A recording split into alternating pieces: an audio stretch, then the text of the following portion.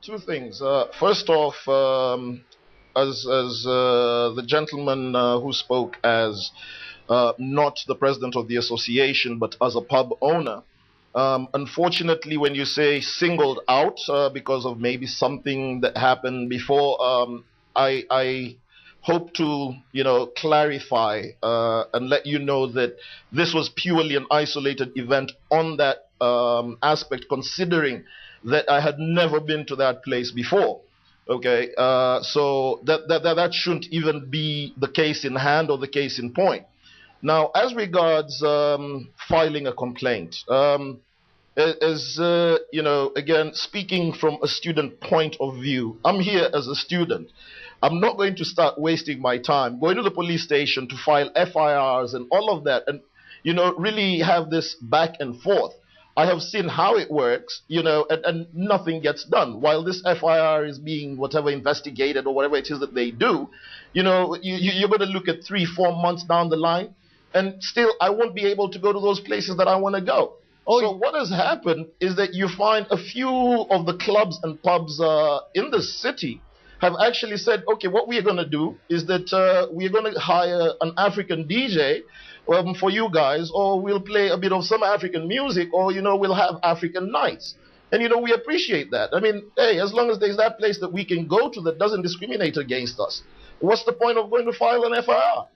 Okay, and you'd be lucky, in fact, if it were only 3 or 4 months. Harish Bijur, is that a fair point? The pub owner saying, go lodge a complaint. The student saying, I'm a student. It'll take 3 or 4 months. I don't think he's ever lodged a complaint, because if he did, he'd know it might take 3 or 4 years, maybe 30 or 40 years, definitely not 3 or 4 months for anything to be done about that complaint. So clearly the police maybe needs to investigate this suo moto and look at whether this is happening or not, instead of waiting for somebody to file a complaint.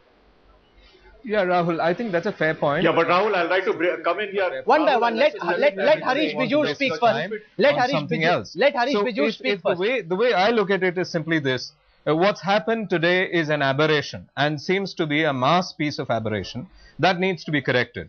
I would really urge everyone involved to really stand up and say that, hey, listen, in Bangalore, we are an inclusive society. We do not believe in discrimination, and welcome and have everybody in who is a law-abiding citizen. So I think, one good thing that's come out of this is that, Bangalore is going to wake up. Your headlines today story is going to be seen by a lot of people, and people are going to say, hey, listen, we are going to be sensitive about this absolutely sensitive point, which is discrimination. Ashish Kothari, maybe the need is to introspect, to look at India's own problems with racism in the past and say, okay, if there have been problems, we will not repeat those mistakes, instead of being in denial.